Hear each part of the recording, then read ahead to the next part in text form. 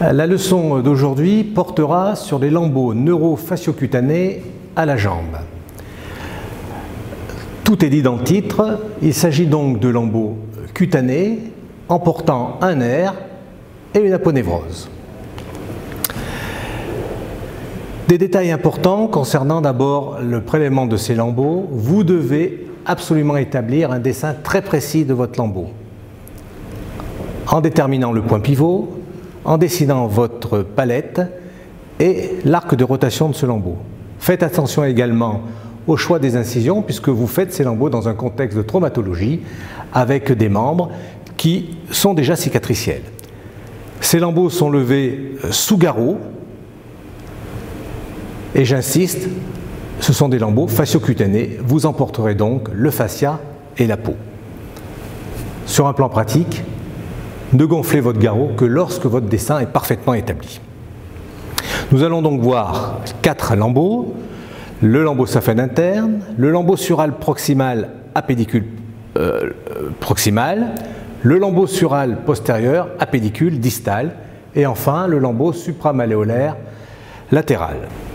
Le lambeau saphène interne. Il s'agit donc d'un lambeau prélevé à la face interne de jambe. Et la première des choses à repérer pour lever ce lambeau est donc la veine saphène interne ou veine grande saphène. Comment la repérer? Elle chemine entre le bord inférieur du sartorius, en haut, et à la partie distale de jambe, en avant de la malléole interne.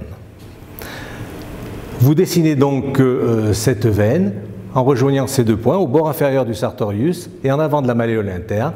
Vous pouvez vous aider d'un garrot, de laisser gonfler cette veine et de la tracer. Ce point-là est essentiel puisque cette veine grande saphène ou saphène interne est l'axe de votre lambeau. Elle est accompagnée du nerf du même nom, du nerf saphène interne et également des vaisseaux qui vont vasculariser ce lambeau. Maintenant, voyons la palette utile de ce lambeau. Elle intéresse les 2 tiers internes de la jambe.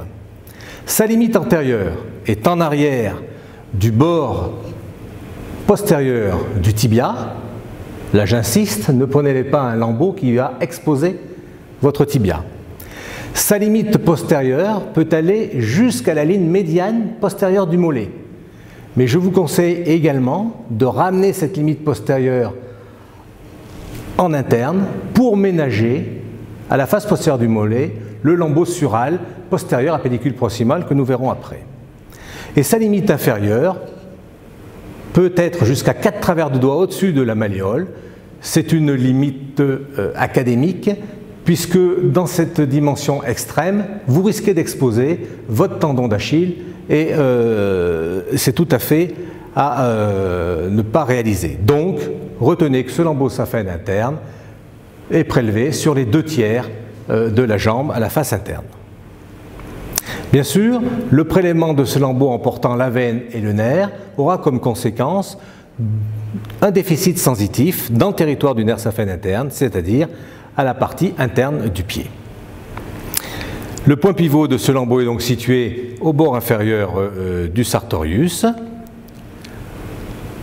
Le prélèvement est mené donc en décubitus dorsal, garrot à la racine du membre inférieur, avec un coussin sous la fesse pour latéraliser un petit peu le patient afin d'exposer la face interne de jambe. Votre incision commence par son bord antérieur et cette incision est directe, cutanée, tissu celluleux sous-cutané et aponévrose, exposant d'emblée le plan musculaire du gastrocnémien. Cette incision est conduite jusqu'en distalité du lambeau où vous allez repérer à la partie distale du lambeau la veine saphène interne, qui est une grosse veine que vous ne pourrez pas louper, accompagnée du nerf du même nom. Vous ligaturez la veine, vous infiltrez le nerf, électrocoagulez le nerf et le sectionnez.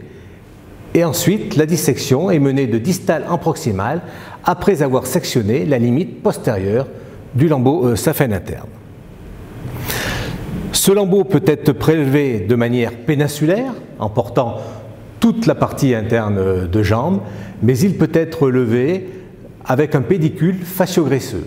Vous ménagez alors que la palette utile du lambeau à la partie distale et tout son pédicule est isolé dans un rail fascio-graisseux dans lequel vous emporterez la veine, sa veine interne et le nerf accompagnant. Cette technique a pour objectif de favoriser la mobilisation du lambeau avec un pédicule plus étroit, donnant plus de plasticité et favorisant la rotation du lambeau pour aller couvrir le site receveur. Ce pédicule fascio-graisseux peut être tunnelisé ou alors extériorisé et greffé dans le même temps, donnant un lambeau à pédicule transitoire qui nécessitera un sevrage secondaire au 21e jour. Les indications de ce lambeau concernent la face antérieure du genou, le creux poplité, le tiers moyen et le tiers supérieur de jambe. Il était également largement utilisé en lambeau hétérojambier, dit cross-leg.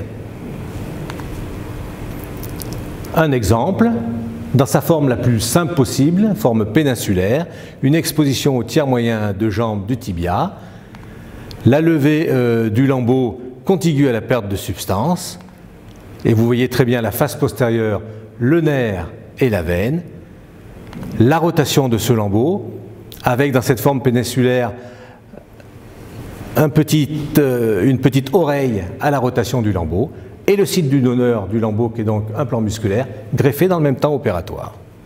Donc retenez que ce lambeau est extrêmement fiable. Sa technique de prélèvement en forme péninsulaire est très simple et facilement reproductible. Ne prélevez que les 2 tiers supérieurs de jambe pour éviter d'exposer le tendon d'Achille à sa partie distale. C'est un lambeau sensible qui permet de couvrir le genou et le tiers supérieur de jambe.